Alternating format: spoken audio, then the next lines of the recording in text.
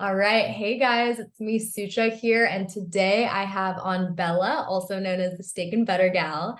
And I'm so excited to be diving into the topic of body recomposition today because this has been such a huge focus and major results that I've seen now being 2 years into the animal-based lifestyle. And Bella specifically was such a huge inspiration in my journey Oh, transitioning because there's really not a lot of women embracing the fact of like eating a lot of animal foods. And then one step more than that is actually going from a vegan diet to either an animal based or fully carnivore diet.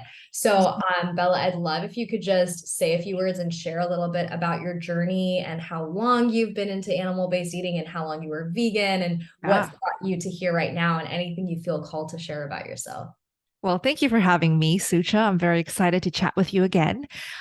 So, something that we connect on is that we're both ex-vegans, and now we're back to eating mainly animal foods. So, I'm currently strict carnivore. I feel for me that's the absolute best way to feel my best, to look my best, to perform my best as well. But before carnivore, I was vegan for 6 years, 6 straight years, absolutely no breaking that. And I was very much in the movement of plant-based, whole foods only, absolutely no processed carbs, zero sugar. Everything was whole foods. So I thought I was doing my body the absolute best favor by eating only steamed vegetables, beans, fruits, vegetables, rice, starches, everything. I also did the raw vegan for a couple months as well, following Freely the Banana Girl. She was pretty huge back then when I was vegan. And she was touting the whole 30 bananas a day. I'm not sure if you ever tried that. And her boyfriend, Durian Ryder, at that time was also doing that with her. And they were just eating tons of raw fruit. And then they did this option of raw till 4. So you eat raw fruit and veg until 4 p.m. And then you eat as much cooked starch as you want. So for me, my mentality when it comes to eating has always been I don't like to restrict because when I restrict myself, I do the opposite. I binge. So Yeah. that's why I've always been searching for that happy medium of how can I look good, feel good, but not have to restrict because that's the worst thing that I can do, right? I just hate that for some reason. Restricting, limiting portions just doesn't work well for me. And I've learned that it doesn't work for any human. It's just not the right way to eat. So I wished so hard that the vegan diet would give me the results and I can still eat as much as I want. It didn't work out because I became bloated and puffy. My weight was fluctuating constantly, just was never happy with my body. And at that time, I was performing a lot and my dresses would just fit really badly, super tight, lots of self consciousness there. And then I lost my period. So I do need to focus a lot on like female hormones and the importance of having a regular painless cycle because that says so much about your health. Mhm. So I lost my period, and that's kind of the wake up call for me at that time because I really want children. And I'm like, well, if I don't have a cycle, that's never going to happen. So Yeah. I started looking for solutions finally, got my blood tested, finally stopped eating the vegan diet because my doctor literally said, you're deficient big time in the important things, all of it. So that's when I started searching for some reason, ex vegans eating meat again. And what happened was I saw all of these vegans who quit and started eating meat, and then another niche of ex-vegans going completely carnivore. And for some reason that really attracted me because my personality type is just very like that, very extreme. So I wanted to do that. I wanted to be like, for example, Isa, Azra Conlu. She was one of my biggest inspirations, ex-vegan turned carnivore, and she thrived. So that's how I started the carnivore diet. I was like, well, if not vegan, let's try carnivore. And look, 4 years later, it really worked out. Yeah, it's pretty crazy that even when I went into the full carnivore diet, I don't do carnivore strictly. I like to call it more a primal animal-based approach. I don't have any vegetables, but I still do like a few fruits. I can't do a lot of fruits, but a few Mhm. select fruits and some honey, and raw dairy. But Nice. besides that, really like total night and day difference than the plant-based diet, even the whole food plant-based diet that you were referring to, even though it's all like unprocessed foods, it was still really intense on my system. Mm. But it's really been truly a transition. And you mentioned something that I think a lot of women on here could resonate with. And it's like, regardless if you want a family or not, I know I really want a family. These are things that probably by your mid-20s, you'll start paying a lot of attention to.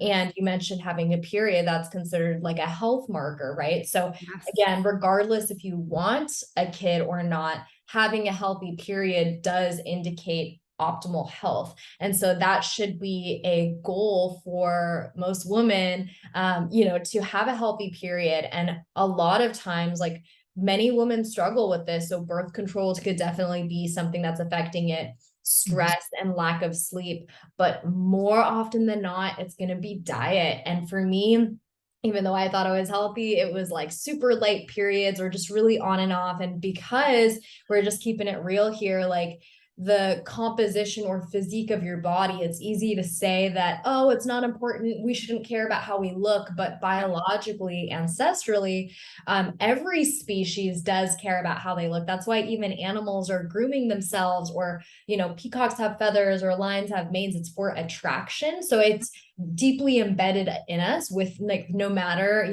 how our perception of the world is. And Yeah. so because it is okay to care about that, that is something that was a focus, but it was a real big struggle to try to maintain that when we were plant-based. And also Mhm. I was overtraining in fitness, so that was also affecting my period cycle. Wow. And you mentioned one other thing that I think we both agree on or have experienced that we didn't get to touch on too much is the feeling of binging. Mm. So I actually suffered from like binge eating and restriction cycles for years of my life, and eating Gosh. animal based is literally the only thing that has even solved it. Mm. I wanted to ask you, because I love that you said this, is like you don't like the idea of restriction, and obviously in our day and age counting calories is a big one. So Right. how did that shift for you through your transition in eating more of a carnivore diet? Mm. So my experience with calorie counting, restricting portion control is like any other females, right? You start off, you're new to it, you're new to the whole concept, and you're intrigued and you try it. You download all the apps, you get out the scale, and you slowly start finding yourself obsessing over the numbers. It starts ruling your day, your mood. It starts taking over all of the thoughts that you have, and all you can think about is numbers and what's the next meal, how much can you restrict that portion. And physically, what happens is you become malnourished more and more. You get hungrier and hungrier physically. And what happens when you are so hungry is your body can't take it anymore and you binge, right? So that cycle of restriction to binging, back to restricting, it never ends until you finally break that cycle and eat something nutrient dense. So I paired that with empty calories, so salads, just vegan meals at that time, and it did so much damage. It created absolutely an eating disorder in my life, and you talked about us wanting to look good. Of course, it's normal. And you were a trainer. I was a performer. It's part of our careers to have to worry about those things. And because I was so worried about how I would look on stage and how my dresses would fit, that really only fueled my desire to keep restricting, keep counting those calories. But really, the results showed the opposite. I just kept getting more bloated and puffier. I also started getting more brain fog. There's just like absolutely no benefit of calorie counting. So how did I start seeing that there's another option? So I stopped the calorie counting when I went carnivore. And again, back to my A type all in or not at all personality. When I went carnivore, I just promised myself I'm just going to eat as much as I want. If I gain weight, I gain weight. I'm tired of living this way. And at that time, I was kind of taking a break from performing every single week. So I timed it really well. And I actually have to say, during the holidays, that's the best time to really just eat and focus on nourishing and recovering That's a because good it's point. cold. You're going to be wearing layers Yeah, anyways. Everybody's eating, right? the holidays are coming up. Yes, it works out during this time. So I'm glad you're having this conversation now. So I promised myself I'll go carnivore, but I'm also going to drop the calorie counting. And that goal worked wonders for me because carnivore diet is just so satiating. You can eat the butter if you're craving the butter, or you can just eat fatty meats, right? And you will notice your brain is going to tell you, like, that's enough. You don't have to eat anymore. You can finally leave those last few bites of food on the plate and not have to feel like you have to eat it all and binge, right? That's what it does. Is the nutrients, the fat soluble vitamins, A, D, E, and K, that makes a huge difference in satiation cues. So yeah, the more I gave carnivore time, the more I healed, the more I started to understand my body signals and my appetite, my hunger cues. It just comes with time. Uh, but really, if you're craving for fat, you got to eat the fat. I cannot stress that enough. When I first started off, I was eating 1 to 2 sticks of butter every single day. And I think because I listened to my cravings for fat, that's why I healed so quick. That's why I got my period in less than 2 months as well. Yeah, 100%. I think this looks different for everybody, but I think like for sure I was eating a lot of fat when Mm, I first started. It's like I almost had to like make up for all of this mm, time. And I talk a lot about how our brains work. So we have like more of our animal brain, which is the hypothalamus, and then more of our human brain, which is the prefrontal cortex. mm. And our animal brain is what is driving our hunger cues for food, but also sex. Those are like the two things Oh, that create survival for our species and any animals, right? It's like you need food to survive, and then sex means procreation. So again, regardless if you want to have kids or not, this is like a driving force that we have as animals at the end of the day. And yeah. so when your animal brain feels starved, it's going to go into fight or flight. And so that's why if you are consistently restricting or counting calories, your brain feels like it's in starvation mode. So it's not feeling safe. So it's Yeah. never going to feel safe. And it's going to consistently feel like, oh my gosh, I need to binge on food. Or Right. this is when you have cravings. And it's a different conversation that we could get into a later time on what happens when your body is in a little bit more of a fat adapted state, even Mm, if you are eating some fruit or honey, or if you are fully carnivore and you are in ketosis primarily, and then how your body's feeling. But it's definitely going to be so satiating, I think, especially as a woman, to have a decent amount of fat. And you might have to really like go hard with the fat, the healthy types of fat at the beginning of your journey, or even if you're in it and if you're feeling some blocks, then kind of yes. see where you're at with the fat. Yes. And yeah, releasing the calorie counting is huge. Mm, And then also, I don't know if you ever did this, but I was, especially being from the fitness community industry, getting caught up in like macros. And also, I really truly feel, and you can let me know your take on this, if you are mm. following your cues and you're eating animal based, you almost naturally fall into a good macro set. So macros are your protein, your carbs, and your fats. But Mm. let's say you're doing way less carbs, then the fat and protein almost give, it almost creates a synchronicity Yeah. naturally. But let me know, did you ever like count macros at a time during this diet?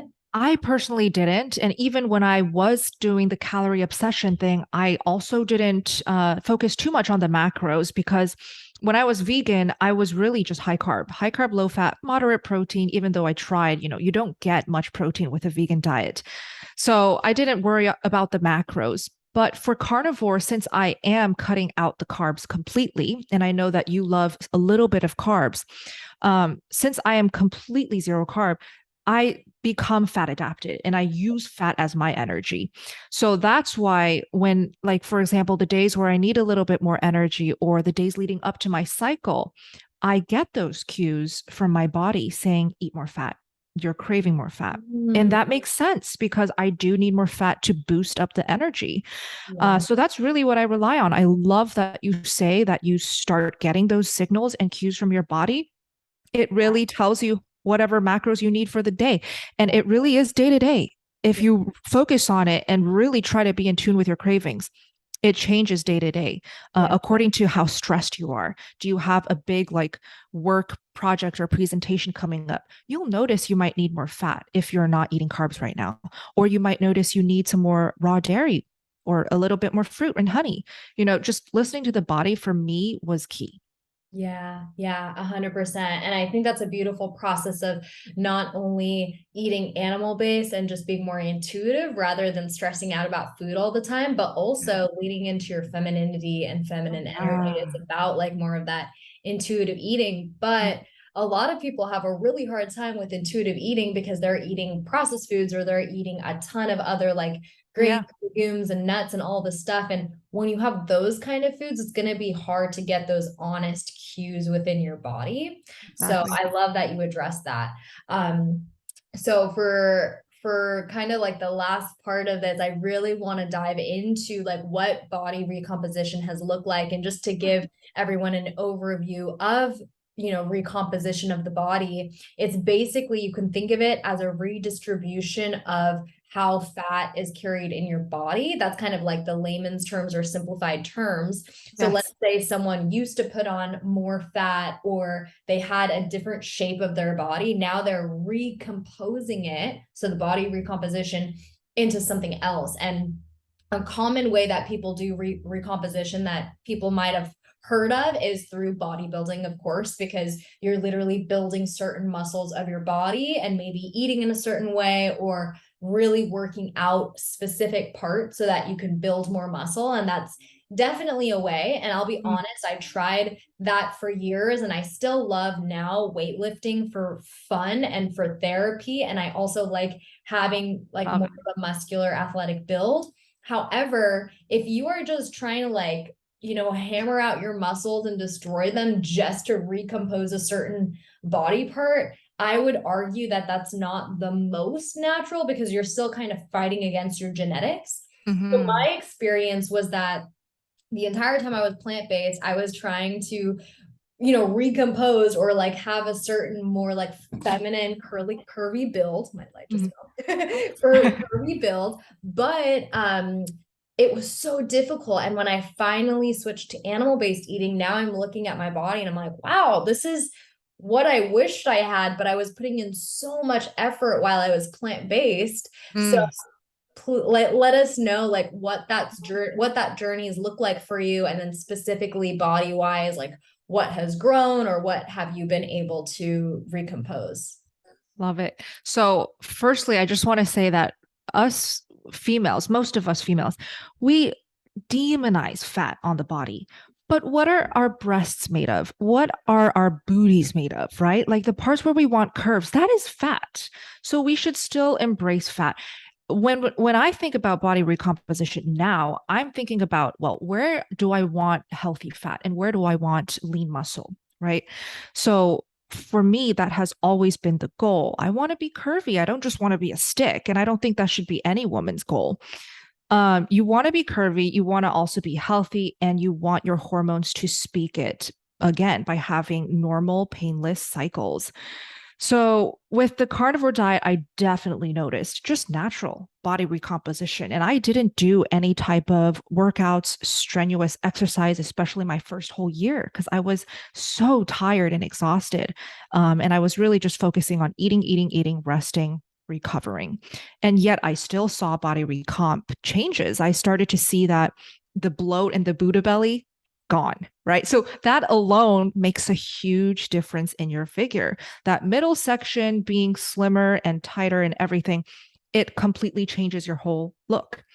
And then the female parts, breasts, butt, it just became more shapely, fuller, beautiful, right? That's what we all want.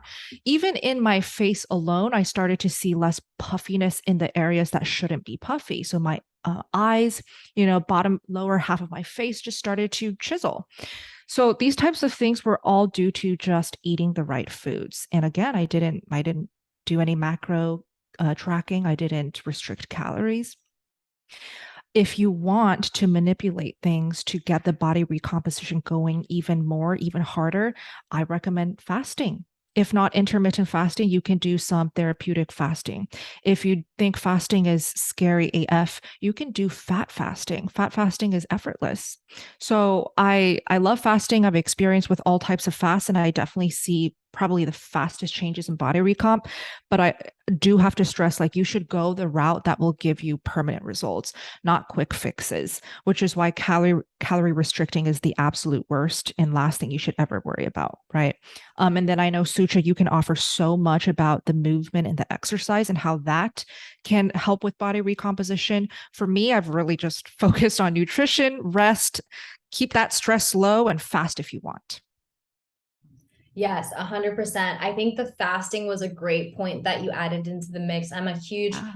advocate of fasting because I think obviously depending on how long you want to do the fast, this can look really different for people based on, your healing journey and where you are in it. And I think a more therapeutic or spiritual fast can be super huge because it's just that practice of detachment from whatever you feel like you're almost like a slave to, because you never want to Yeah. be controlled by food.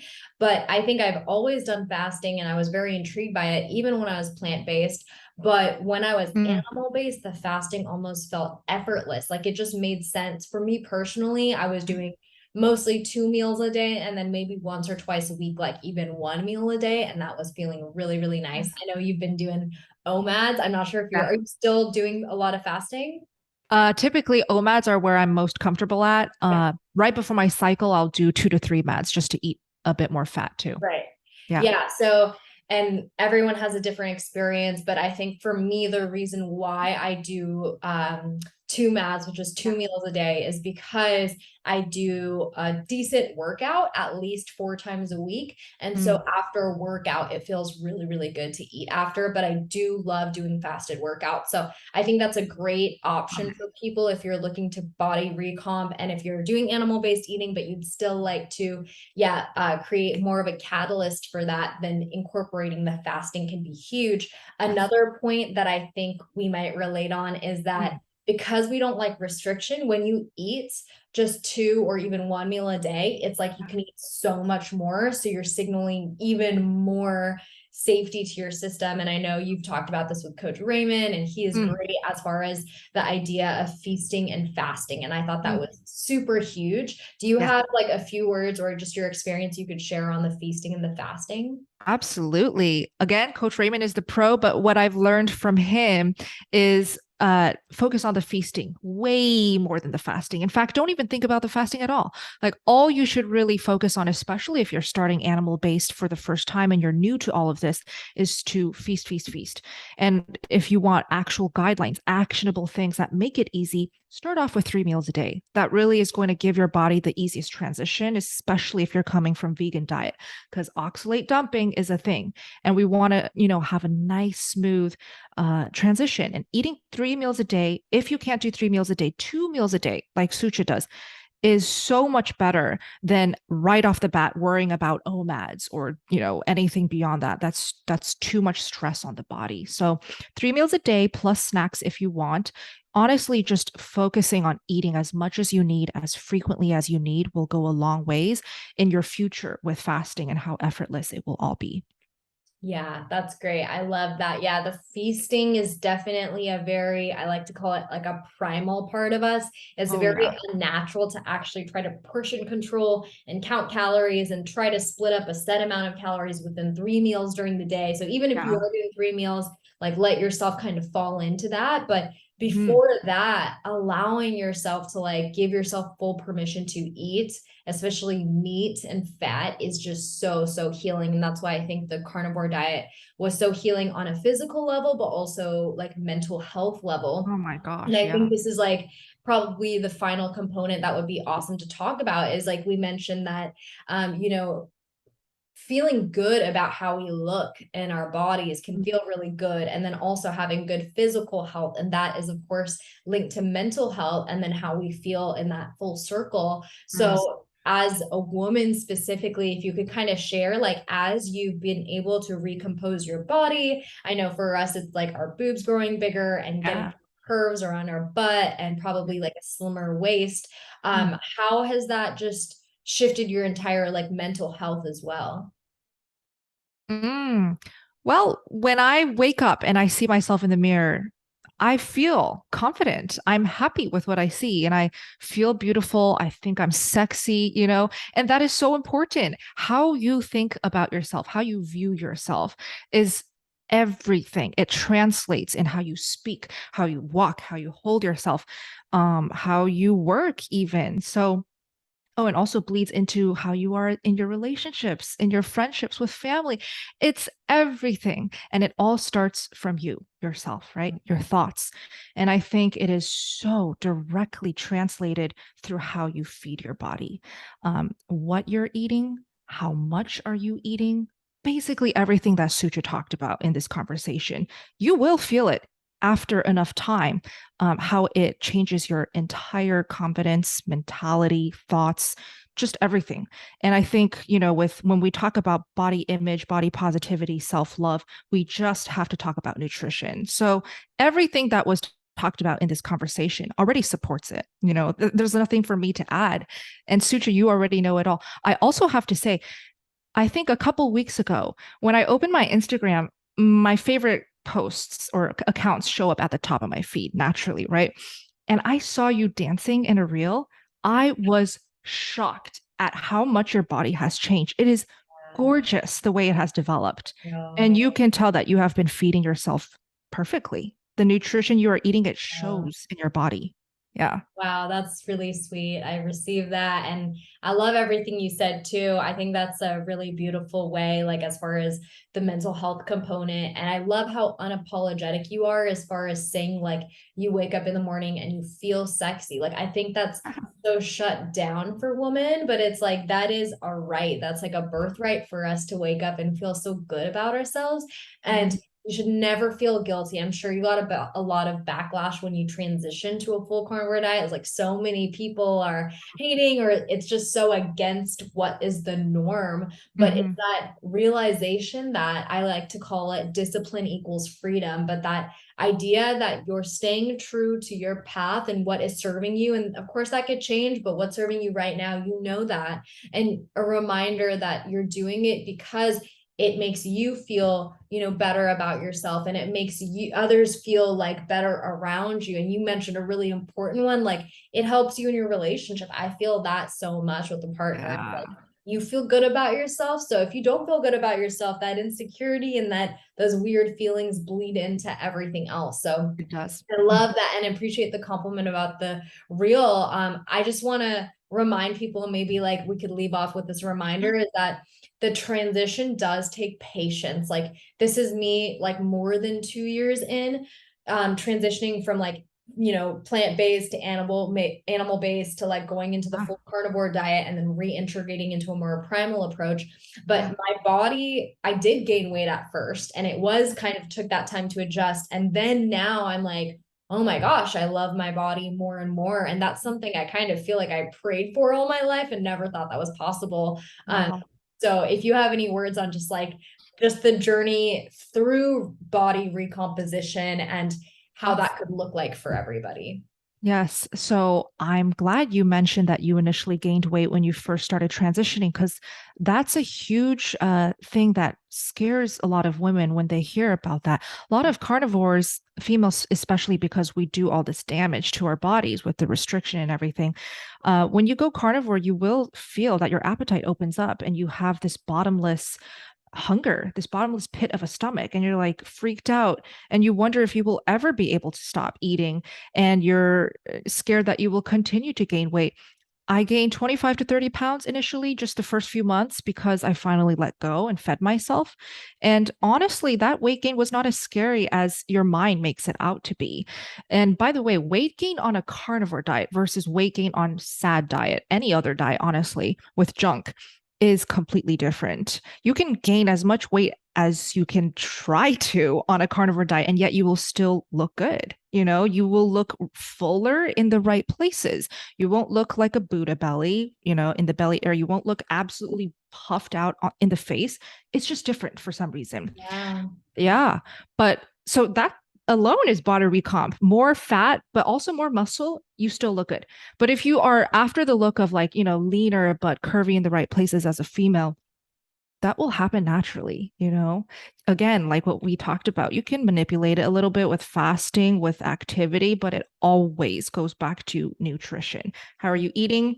No cheat meals. That's not going to help you at all with your body recomp. Don't eat McDonald's once a week and then the rest of the week eat carnivore diet. You'll always be taking steps back and then forward and back and forward. So I personally think consistency is very important as well. So if Yeah. you can be consistent, whatever it takes, find accountability buddies, follow Sucha, look at her post to be inspired all the time, whatever it takes to make it stick. And when it's effortless, and the body recomp will always be happening. Yes, yes, absolutely. And I think like that constant inspiration and motivation is so important. Like for me, I had mentioned at the beginning of this, like I was actually living in Florida at the time that I did the full carnivore diet, and I really didn't have any like a lot of friends there because I was new to the state. And also I felt really alone because there was like Yeah. barely any woman I knew in person doing this diet. So it Mm, really felt like people like you or Lily or other people who were just like eating a bunch of meat in front of the camera. I was like, mm. people are like my friends and community because I feel like I'm like, part of something. And I Yeah. think to tie that in, if you have, I know you have your gang that you do like monthly challenges and stuff, which I've been a part of in the past. And it was absolutely Mhm. amazing to have accountability that way and motivation. But if you have anything to share on how people could find you and how they could join your community if they are looking for accountability and support in this way. Thank you. Yeah. Yeah, I'm on Instagram and YouTube. I post carnivore content weekly on both platforms, but if you're looking for a community that's a little bit more interactive and intimate, you can join the Steak and Butter Gang. The URL is just SBG Meat, like Eat Fatty Meat up meetup.com, and I'll make sure to give it to Susha as well so she can link it. But that's just a very vibrant community where you can post questions, hop on live calls, and get the support that you need from real coaches and people. Amazing. Thank you so much Yeah. for being on, Bella. Thank you so much for having me. Yeah.